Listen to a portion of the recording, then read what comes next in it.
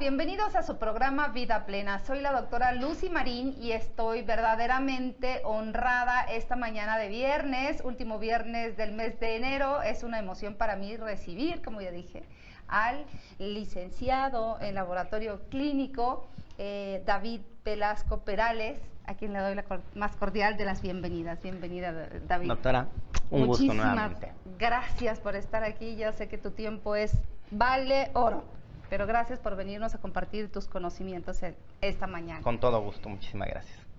Amigos, hoy el doctor yo digo que es doctor porque de verdad que para mí eres una eminencia en muchos temas, aunque digo de profesión, pues eres clínico, eres laboratorista y demás. Su experiencia dice más médico que laboratorista clínico, ¿no? Entonces el tema que hoy hemos preparado es: ¿todos los parásitos son tan malos? O sea, así como pregunta y así como se escucha, ¿todos los parásitos son tan malos? ¿Qué podemos decir de esto? Pues básicamente la pregunta nos dice un término que nos determina muchas cosas. ¿Son tan malos? ¿Por qué? Porque finalmente sí son malos. Okay. Si no nos causaran un cierto grado de daño, no serían parásitos. El término parásito define a un organismo que vive a expensas de otro, que en este caso es el llamado hospedador, y que además le causa un daño, ¿sí? Nada más con su presencia. Este daño puede ser un daño lesional, este daño puede ser un daño metabólico, este daño puede ser un daño estructural a nivel más profundo, y hablamos desde que un mosquito es un parásito, claro. Hablamos de que las amibas, que ya platicamos un poco de ellas en el programa anterior, son un parásito, y los gusanos, ¿no? Que prácticamente se va a hacer como que un poco la fuerza de nuestro tema en esta ocasión. Todos nos causan un cierto daño, pero vamos a encontrar que algunos organismos que entran por ese daño que causan en la clasificación de parásitos, por otro lado, nos ayudan en ciertas cosas y se vuelven importantes para nuestra vida. ¿Sería importante señalar cuál sería la clasificación de los parásitos? Los parásitos vamos a tener principalmente de tres tipos. Bueno, como tal, si somos muy estrictos en esa definición de parásito, claro. Un parásito sería una bacteria, porque también vive a expensas de otro organismo y le causa daño, o un virus, pero ya de manera específica se ha manifestado que un parásito tiene que ser dentro de la escala evolutiva de menor escala evolutiva que su hospedador. Y por estas condiciones y algunas situaciones de filogenia se ha ubicado como parásitos estrictos a lo que son protozoarios, las amibas, giardia, que comentamos un poco la vez anterior, mencionamos también un poco a los parásitos, por ejemplo, del paludismo.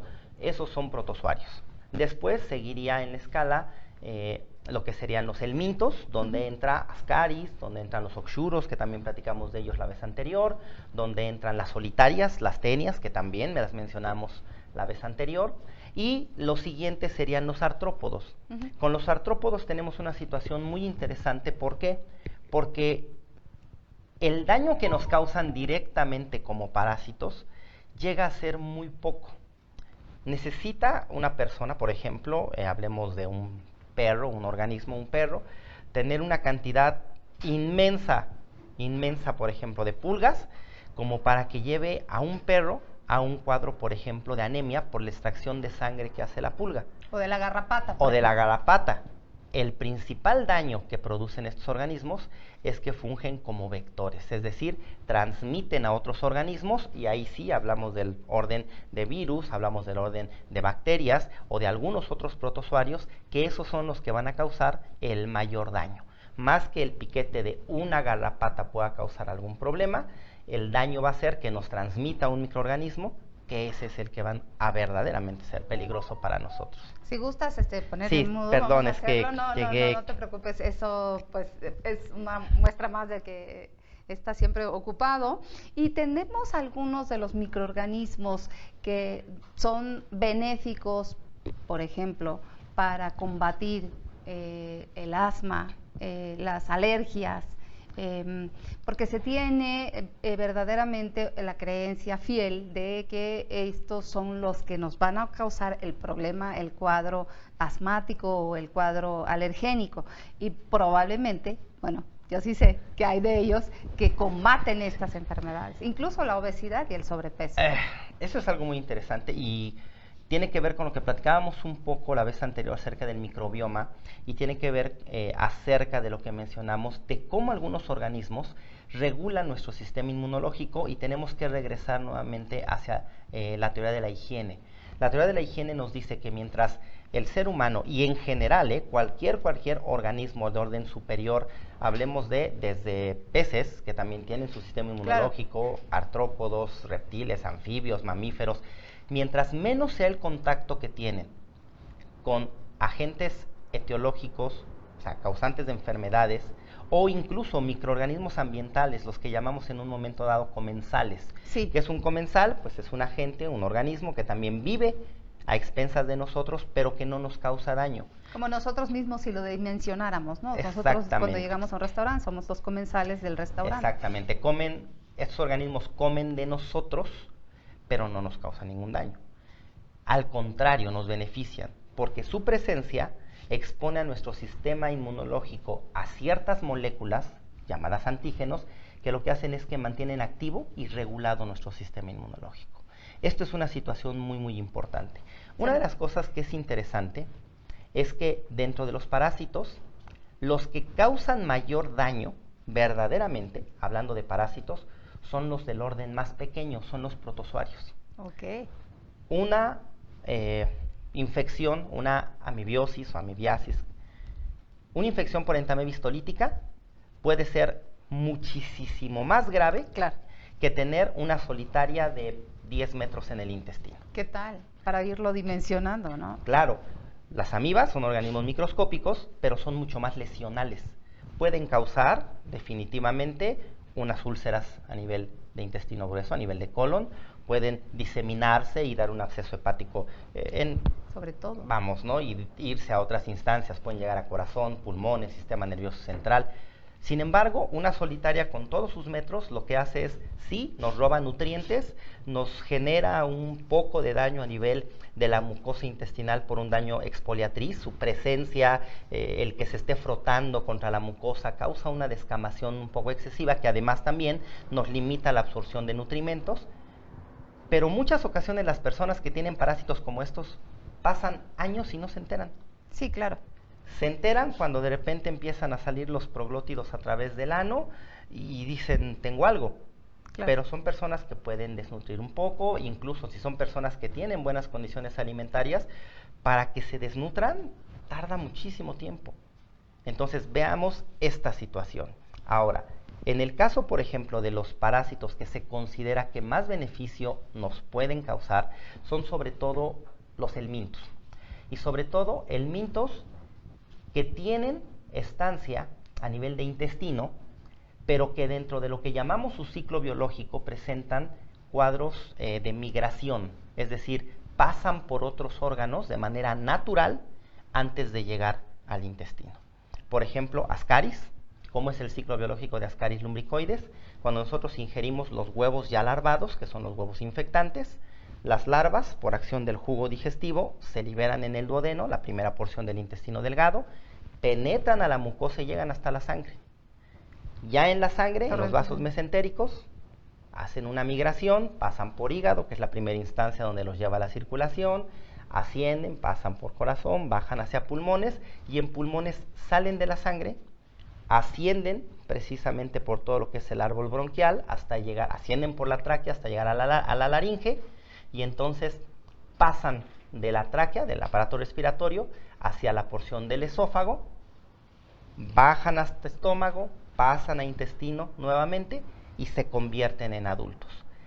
Cuando están haciendo esa migración a través de nuestros órganos, están liberando antígenos, están liberando moléculas que despiertan a nuestro sistema inmunológico y lo regulan. Okay. Al grado de que actualmente, por ejemplo, mencionaba, doctora, de manera muy precisa y acertada, hay padecimientos, por ejemplo, de las vías respiratorias como las alergias, sí, que actualmente se están tratando infectando a las personas con algunos de estos parásitos. Claro, no a cualquier paciente. Claro. Se le dan a pacientes que son refractarios a la inmunoterapia. Pacientes alérgicos que se les vacuna, que no responden a las vacunas, que requieren el apoyo de esteroides de manera obligada, que requieren broncodilatadores porque entran en cuadros asmáticos muy frecuentemente a pesar de las inmunoterapias. Entonces, ahora se ha descubierto que al infectarlos con estos organismos, se regula su sistema inmunológico, disminuye la gravedad de todos los cuadros que presentan y comienzan a responder a la inmunoterapia. ¿Qué es lo que sucede? Hay una desviación de la respuesta. Una alergia es una hipersensibilidad, es decir, es una respuesta exacerbada del sistema inmunológico contra uno mismo de diferentes maneras, hay 4 tipos, pero en este caso básicamente es eso. Cuando introducimos un agente contra el cual la respuesta inmunológica puede responder, ese desvío hace que la respuesta inmune deje de afectarnos a nosotros y se vaya sobre este agente etiológico. ¿Estamos hablando propiamente del ancilostoma duodenale? Puede ser ancilostoma porque ancilostoma también hace una migración muy parecida a la de Ascaris. La diferencia es que Ascaris entra vía oral a través del huevo y ancilostoma duodenal, incluso la otra uncinaria, que es Necator americano, entra vía cutánea. Las larvas entran a través de la piel, pero hacen una migración sanguínea y a través de los órganos. Esos parásitos efectivamente nos llevan a una buena regulación. Porque también no es nada nuevo, ¿no? Hubo una época en que nuestros antepasados, bueno, no nuestros abuelos, usaban ciertas larvas que se aplicaban en la piel para quitar y debridar cierta lesión que hubiera a nivel cutáneo. De hecho, bueno, esa es otra cosa que se está trabajando también. Como que retomando, ¿no? Porque ya existía realmente. Fíjese que esa es una situación bien importante. Lo que usted dice, y una de las tendencias que hay ahorita en la parte científica, es verdaderamente regresar a los orígenes de muchas cosas. Como un comentario breve, un poco aparte del tema. Por ejemplo, ahorita se está estudiando mucho acerca de los principios activos de las plantas, que finalmente se han convertido en fármacos. Y que finalmente se está observando que la eficacia que tiene el extracto directo de la planta a lo que tiene una molécula purificada como fármaco no es igual. Claro. Entonces, se ha visto que muchos de esos principios activos, cuando se extraen así en cantidades industriales, a través de procesos de destilaciones, a través de procesos de ebulliciones, a través de procesos de destilación con algunos compuestos solventes, alcoholes, acetonas, algunas otras moléculas, llegan a modificarlos. Claro.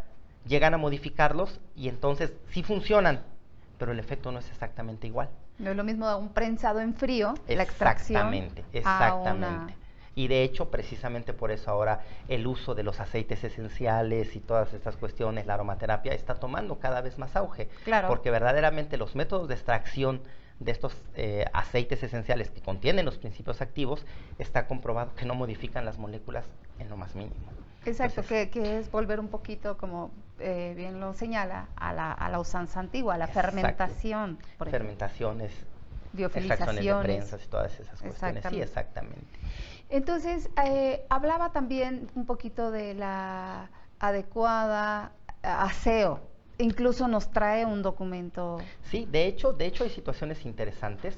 ¿Quiere que lo pasamos? Mire, por ejemplo, este es una imagen de un artículo científico, ahí está toda la referencia, donde nos habla de utilizar a un organismo parásito, un helminto, que se llama Trichuris suis, como una terapia para la enfermedad de Crohn, un tratamiento contra la enfermedad de Crohn. ¿Qué es la enfermedad de Crohn? La enfermedad de Crohn es un proceso inflamatorio severísimo a nivel súper relativo. O sea, severísimo a nivel del colon. Un proceso que puede llevar a colitis ulcerativa, a generar úlceras por la enorme inflamación. Es decir, cuando la inflamación controlada, regulada, es un proceso que nos protege, cuando ésta se vuelve desmedida, siempre nos daña. Claro. Ese es el caso de la enfermedad de Crohn. ¿Qué hacen? Le dan a la persona enferma huevos de este parásito, Trichuris suis. Trichuris suis es un helminto de los cerdos. Nosotros como humanos tenemos también a nuestro tricúrido, que es Trichuris trichiura, pero sin embargo, ¿cuál es la ventaja de dar Trichuris suis? Es un parásito que va a llegar hasta nuestro colon. El minto lo que hace es que entierra su cabeza en la mucosa para alimentarse, porque es hematófago, se alimenta de sangre. Ya tiene sus dientes. Es un parásito súper versátil. Tiene unas cuchillas, en realidad, lo que tiene es unas cuchillas que empiezan a moverse para ir cortando literalmente el tejido y poder anclarse hasta llegar a un vaso sanguíneo. Pero ¿qué hace con su estancia ahí? Con su estancia ahí está liberando moléculas claro, que lo que hacen es que hacen que la respuesta inmune, que está dispersa sobre todo lo que es el tejido del colon, se desvíe, se vayan sobre los helmintos y disminuye la inflamación. Como que dice, ven, aquí estoy. Sí, o sea, les dice, oigan, ya llegué, aquí estoy, a mí es el que me tienen que dar. Claro. La respuesta inmune responde, ataca a esos organismos. Como es de los cerdos, no está tan adaptado como para tener mayor resistencia. En el caso que fuera Trichuris trichiura, que es propio de humanos, sí lo haría. Entonces la respuesta inmune incluso puede ser capaz de controlar la infección, de matar a esos helmintos, pero disminuye la infección, la inflamación en el proceso. Sí, claro. Y ese es un punto maravilloso para estos pacientes, porque a partir de ese momento empiezan ya a darles un tratamiento para la inflamación y responden de mucho mejor manera. Claro, y quien lo presenta y lo padece, digo, alza las manos al cielo, ¿no? Les hace la vida, les regula tremendamente el sistema inmune. Hablábamos en un programa pasado que este es el problema en el que nos estamos enfrentando porque hemos abandonado el sistema inmune, pero porque también nos hicimos exageradamente limpios. Definitivamente, y es pues justamente lo que mencionábamos, y ahorita es prácticamente lo que estamos hablando, la teoría de la higiene. ¿Qué pasa? El ser demasiado limpios, el cortarnos la posibilidad de tener contacto con estos organismos, es lo que está haciendo que nuestro sistema inmunológico se desregule. A inversa de lo que estamos haciendo con nuestro ecosistema actual, como si dimensionáramos lo que está pasando por fuera, es justamente lo que está pasando dentro de nuestros intestinos, como cuando se va en extinción cierta ave o cierto ballena, pez, lo que sea, se altera el ecosistema. Claro. Mismo sucede en nuestros intestinos. Exactamente. Finalmente, las condiciones de nuestro microbioma, las condiciones de ese microambiente se modifican. Por ejemplo, ahí habla directamente de la teoría de la higiene, donde precisamente se ve como el ingerir los huevos de estos helmintos o de algunos helmintos nos regulan procesos de autoinmunidad. Claro. O sea, ahora las enfermedades que tienen un carácter autoinmune son el boom, ¿sí? Increíble. Porque finalmente es algo que tiene una incidencia cada vez más asombrosa. Claro, parece increíble y no lo es, porque siempre decimos, hablar de microorganismos parasitarios es desagradable, ¿no? Claro. Es como aberrante tal vez para quien nos pudiera escuchar, pero digo, es lo que está funcionando y es lo que estamos haciendo y aplicando. Finalmente, ¿qué es lo que ha pasado? Mencionaba usted hablando del ecosistema, y eso me parece muy importante tomarlo. Nosotros como seres humanos hemos modificado los ecosistemas. De acuerdo. Hemos modificado los ecosistemas, hemos modificado los nichos ecológicos, hemos evolucionado y llegó un momento en que nuestra evolución como especie, hablando en términos biológicos, netamente como especie, pues no ha avanzado más allá, o sea, no nos ha salido un sexto dedo ni otro ojo, estamos de acuerdo.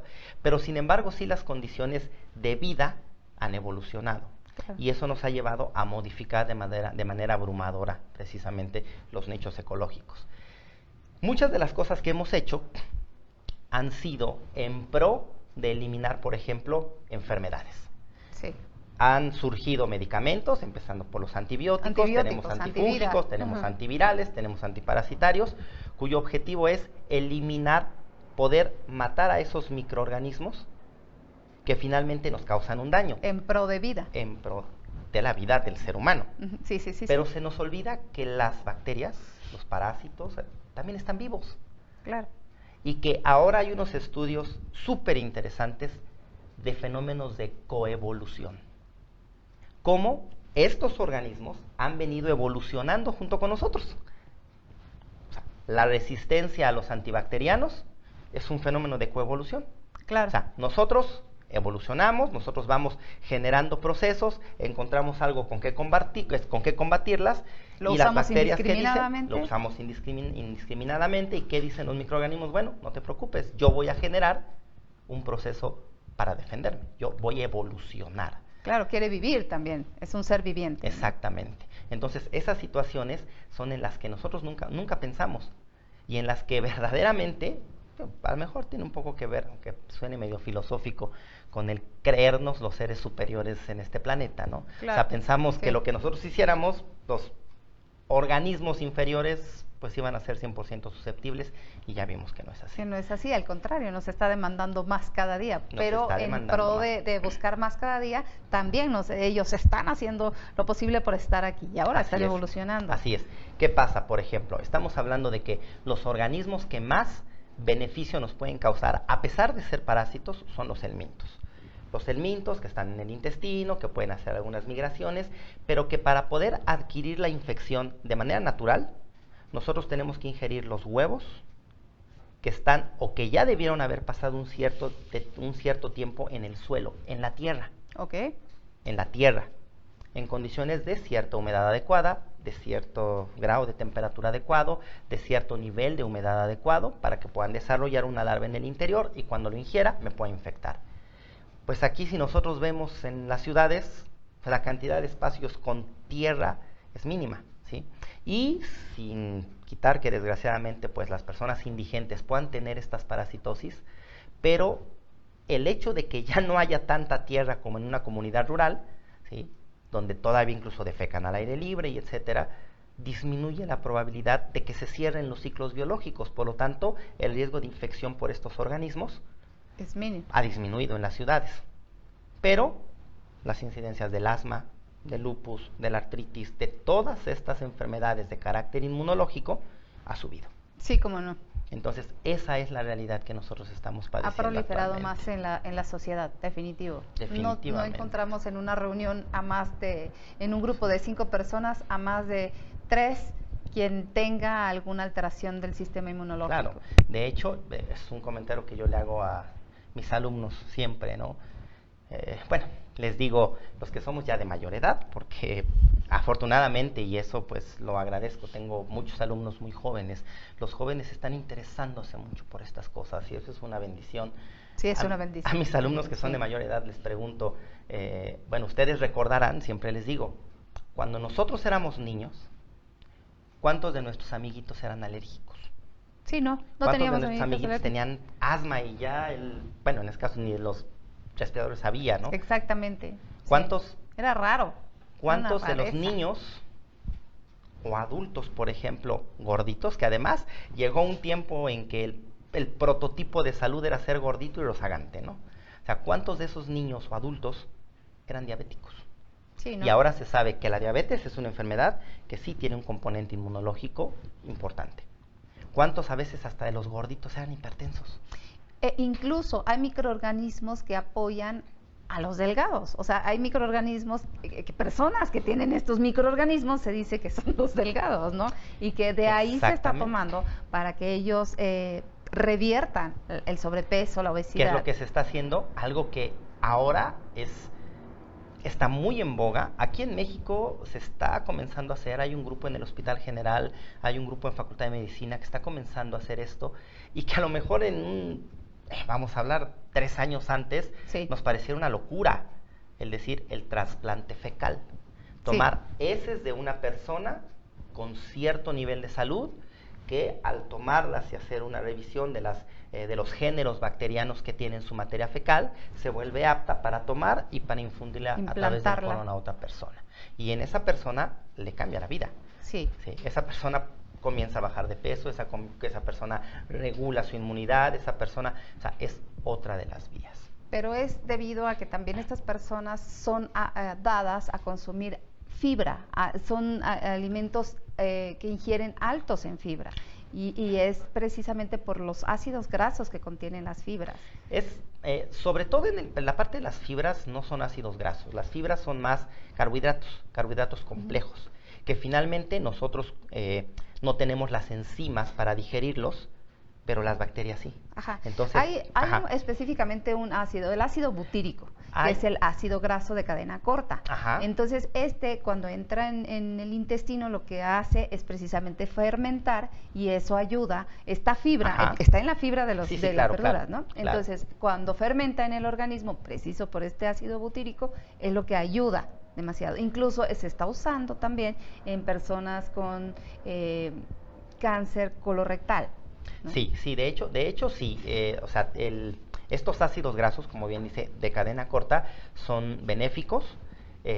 Sin embargo, la parte principal de la fibra es todos los carbohidratos que contienen y que sirven de alimento para esos géneros bacterianos. Pero sí, efectivamente, los vegetales y sus fibras no solo nos aportan esos carbohidratos, porque incluso, por lo que acabo de decir, y fue el motivo por el que lo mencioné, esas fibras que dice uno, híjole, me hacen mucho bien, me hacen mucho bien de manera indirecta, porque yo ni las voy a digerir, ni voy a absorber nutrimentos, simple y sencillamente se las estoy enviando a mis microorganismos, a mis bacterias en el colon, para que se alimenten, para que proliferen y se regulen. Como si dimensionáramos, como el césped que se ve en nuestro fondo detrás de la ventana, ¿no? Entonces tenemos que alimentar para que alguien más venga y se nutra de tanto la tierra como los que vuelan, o sea, todos somos un ecosistema, lo mismo nuestros intestinos. O sea, las cadenas tróficas que se llaman, finalmente hemos generado que se rompan de diferentes formas.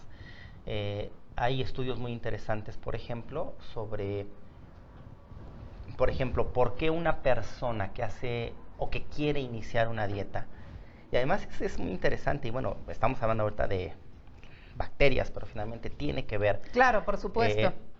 Porque una persona que quiere iniciar una dieta, y que además son personas que a veces nosotros las satanizamos, hasta sufren ciertas agresiones porque la gente las ve y dices, oye, ya traes el taco, ya traes la torta, ya fuiste por la hamburguesa, o sea, no tienes fuerza de voluntad, no quieres bajar de peso, no, muchas cosas. Sí, o sea, ¿qué es lo que sucede?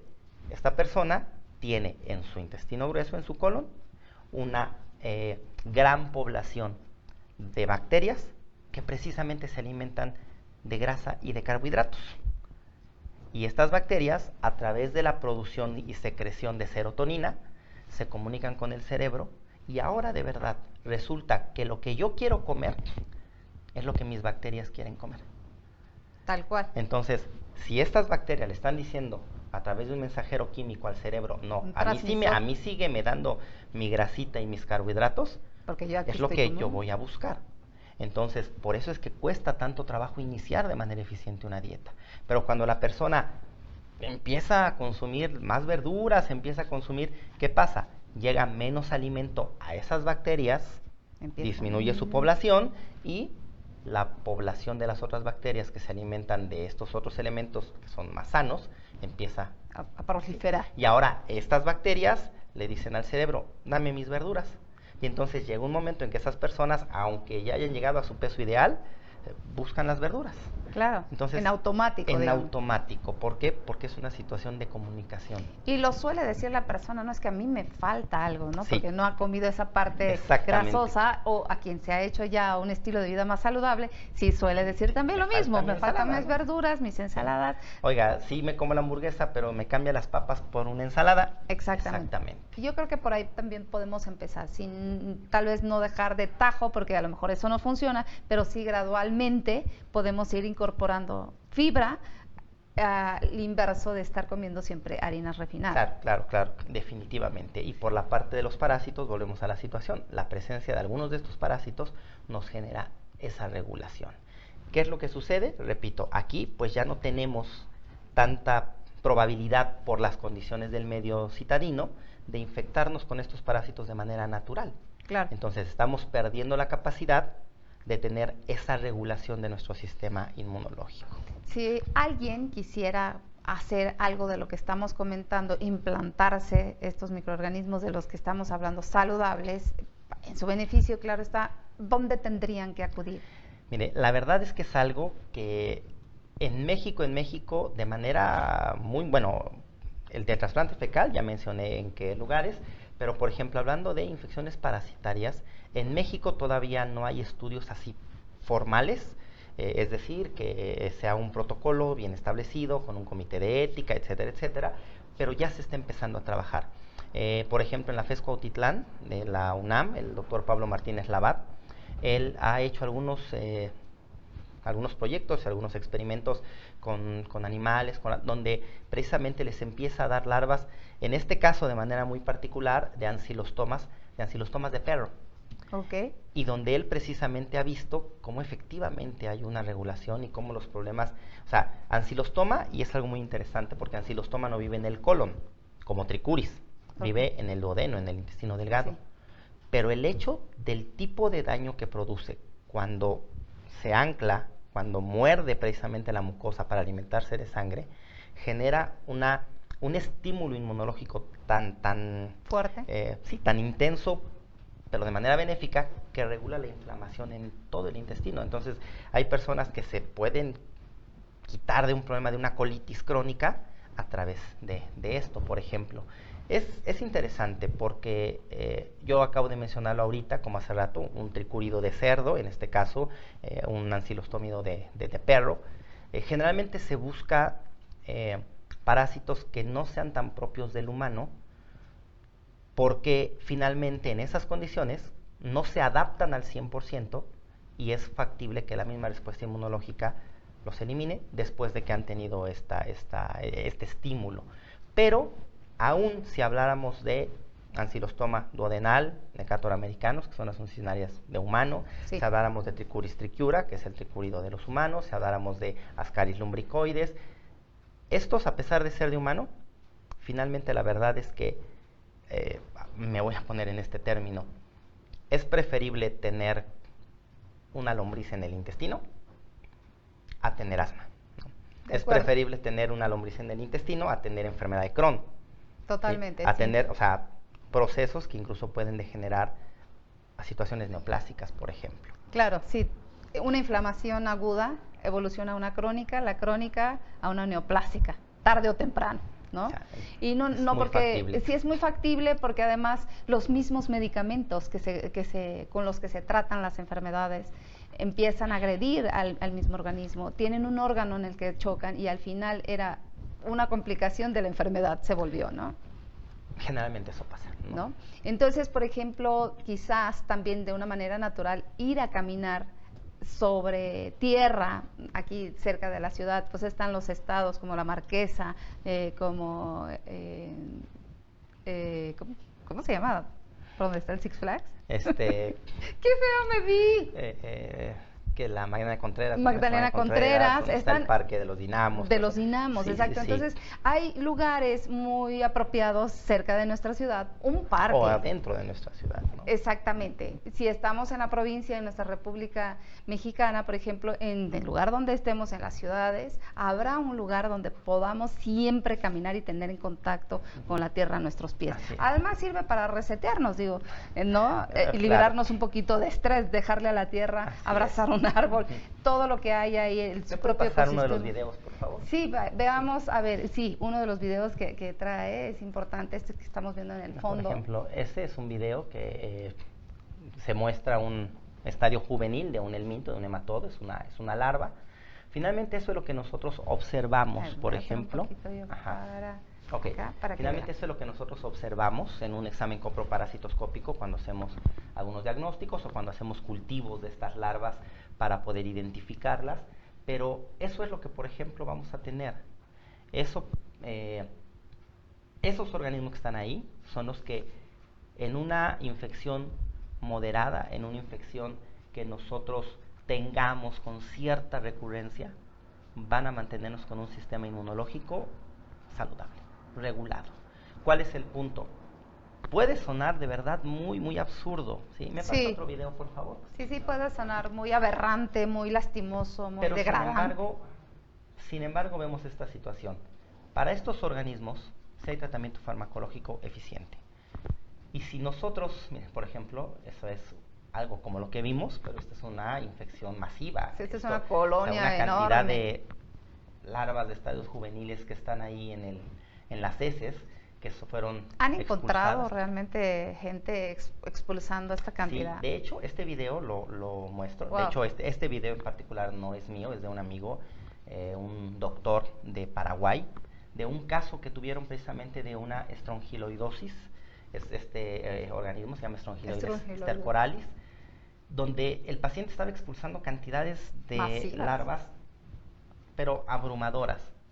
Y el punto es que es un paciente muy inmunocomprometido, que ya estaba en un cuadro de lo que se llama, ¿sí?, hiperinfección por estrongiloides. Este paciente tenía larvas. Cuando estas larvas tenían que ser expulsadas en la materia fecal, tenía incluso estadios larvarios en líquido cefalorraquídeo, en sangre, en expectoración pulmonar. Es decir, estaba completamente invadido. Y infestado. Finalmente lo llevó a la muerte esa infección. Sí, ya el líquido cefalorraquídeo, digo, ¿cómo pero lo ayudó? ¿de qué hablamos? Un organismo que finalmente, ahorita por un lado estamos hablando de que nos puede ser benéfico, siempre nos va a causar un daño, sí. Pero ese daño puede ser menor con relación al beneficio que nos causa, que nos puede causar. ¿Cuál es la situación? Si yo identifico que tengo este organismo, tomo un tratamiento, lo elimino, pero su acción estimuladora y reguladora del sistema inmunológico ya la ejerció. Elimino la infección, pero el estímulo ya está. Esa es la parte importante. Y este paciente que tenía esta infección era un paciente ya completamente inmunocomprometido. Era un paciente que tenía un cuadro bastante severo de inmunodeficiencia. De ahí la importancia que siempre nos dice usted, que es acudir a hacer su coproparasitoscópico con alguien que verdaderamente estamos seguros que es un laboratorio eficiente. Claro. Y siempre los comentarios lo vamos a tener.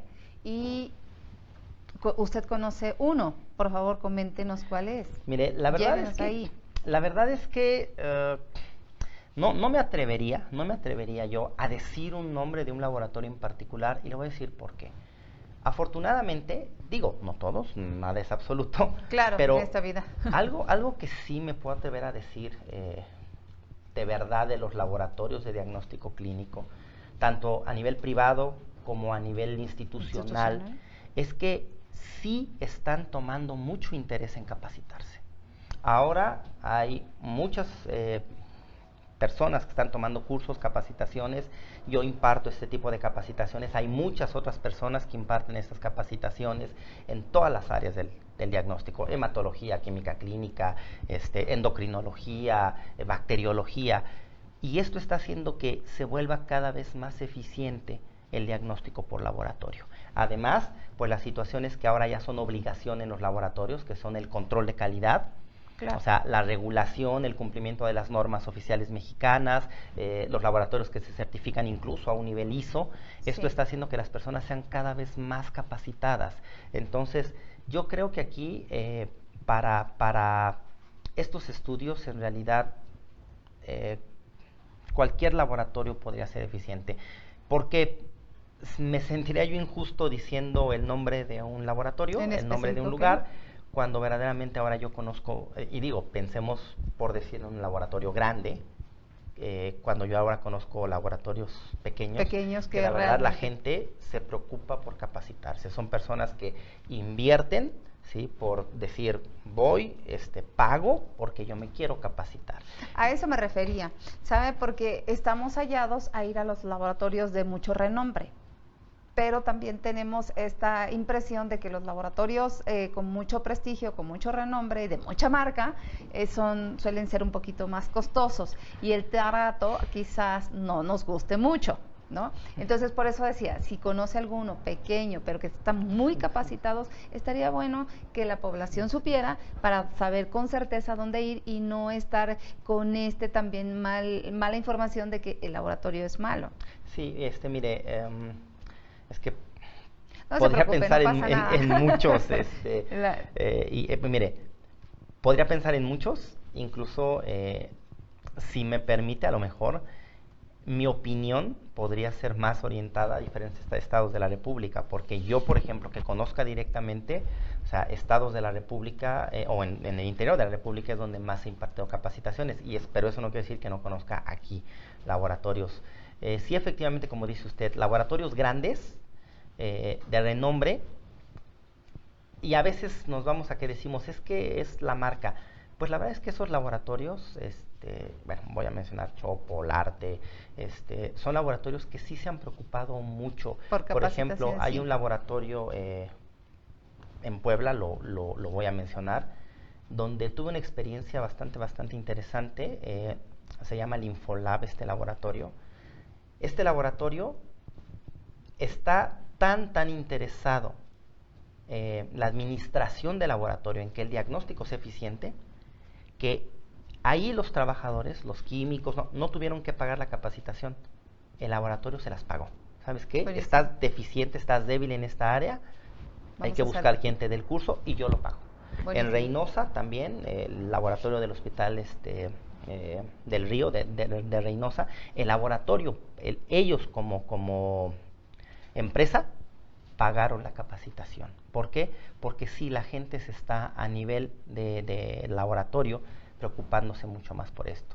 Hay, por ejemplo, muchas instancias como los colegios de químicos, como CONAQUIC, como CONQUILAB, que son federaciones de químicos que hacen diagnóstico, que están muy al tanto de la capacitación, están certificando a los químicos para hacer el diagnóstico. Hay empresas que están dando también cursos, Lurian, por ejemplo. Eso es muy importante. Los químicos y el personal de laboratorio, de diagnóstico de laboratorio, se está capacitando. Buenísimo, eso es para nuestra tranquilidad e información. Tenemos un video más, creo, que me gustaría que nos lo pasara el ingeniero Oscar. Bueno, lo que tienen ahí precisamente es un video que me proporcionó. Estoy haciéndole reconocimiento, yo lo considero como un reconocimiento a mis alumnos. Ese me lo envió precisamente una alumna. Un oxuro, una hembra adulta de Enterobius vermicularis. Eso nosotros lo podemos observar al microscopio en un diagnóstico. Se observa el organismo vivo, lo que se está moviendo es el útero de la hembra. Estos helmintos prácticamente se convierten en unas bolsas de huevos. O sea, todo eso que se ve hacia oscuro y que está en movimiento es el útero. Todos esos como granulitos que se observan son huevos, que finalmente lo que van a hacer es salir, van a ser ovipositados a través de la región vaginal. Y este organismo incluso tiene tantos huevos que cuando la hembra ha terminado de ovipositar se muere. Pero finalmente ya estuvo dentro del intestino, ya generó una migración. Estos huevos los oviposita alrededor de la región anal, perianal, puede ser incluso inguinal.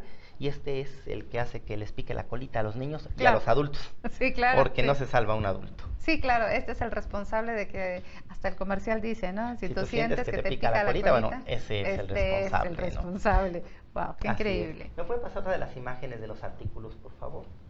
Veamos esa imagen. Bueno, esta es un caso, por ejemplo, de un helminto, un hematodo. Esta es una microfilaria. Esto lo encontramos en sangre, es una imagen de sangre, ¿sí? Donde es un nematodo que sí no es tan benéfico. ¿Sí? Okay, sí es no agresivo, es tan benéfico, sí es bravo. agresivo, sí nos puede causar algunos problemas bastante considerables, casos de elefantiasis, pero finalmente por ejemplo, es transmitido por un vector. Un mosquito es el que lo transmite. Y entonces ahí, por ejemplo, entraríamos a otra parte importante. ¿Cuáles son los parásitos a los que podemos estar en riesgo de adquirirlos? Por ejemplo, cuando salimos de vacaciones. Exacto, sí. Cuando vamos de vacaciones y que además, esos sí son parásitos que nos pueden causar problemas. Ok, ¿tenemos alguna otra lámina? Sí, hay otro, si no me equivoco, hay otra imagen de esta es otra microfilaria, de otro artículo, no sé si... El que sigue, Oski, porfis. Bueno, ese es un huevo de Trichuris trichiura, en este caso es Trichuris trichiura, el de los humanos, los que les dan a las personas con enfermedad de Crohn, es muy parecido a esto. Este es un huevo de una uncinaria, precisamente, de un ancilostoma, de un necator. Eso es lo que nosotros observaríamos en la materia fecal. ¿Son todas las imágenes, perdón? Son todas, sí. Ok, sí. Sí, dice entonces, bueno, el objetivo de mostrar las imágenes de los artículos es precisamente demostrarle a la gente, demostrarle al público que esto es algo que ya a nivel científico formal se está haciendo. Claro. O sea, no son nada más ideas, no son ya de que está descubriendo el hilo negro de que algo. A alguien se le esté ocurriendo, no, ya se está comprobando y hay investigación formal a nivel nacional. Respaldada. Y a nivel internacional. Respaldada, donde lo que nos están diciendo es, seamos más naturales, estemos más en contacto con la naturaleza. No seamos tan obsesivos con la limpieza, eso es muy importante, no seamos tan obsesivos con la limpieza y eso finalmente nos va a llevar a tener una mejor salud inmunológica. Eso es muy, muy, muy importante. Y caemos a la situación, si en algún momento adquirimos uno de estos organismos y nos empieza a causar un problema de salud, eliminarlos es sencillo. Tomo el antiparasitario, previo a haber descubierto a través de un examen en un laboratorio que sí tengo este parásito, y se acaba el problema, pero el beneficio, ¿sí?, del estímulo inmunológico, ese ya me lo hizo. Entonces, claro, esto es muy importante. Con esto cerramos el programa, amigos. Yo creo que es bien importante poner atención a nuestra salud, nuestro organismo, nuestro cuerpo siempre nos va a hablar, pero sí tenemos que echar mano, como bien lo señala David, de las herramientas que tenemos actualmente con nuestro organismo también, ¿no? Entonces, a mí me resta solamente darte las gracias nuevamente por estar aquí. Y de verdad, una disculpa, pero... No, al contrario. Justo hoy se me pasó callar esta cosa. Yo considero que siempre suceden las cosas y este es un programa en vivo realmente, ¿no? Entonces, sí, ¿qué más prueba que es en vivo y que nada es actuado y demás y todo tiene que fluir? Y amigos, los invito nuevamente para que en un próximo programa estemos viéndonos y leyéndonos y escuchándonos a través de Expert TV por Vida Plena. Muchísimas gracias. Hasta luego.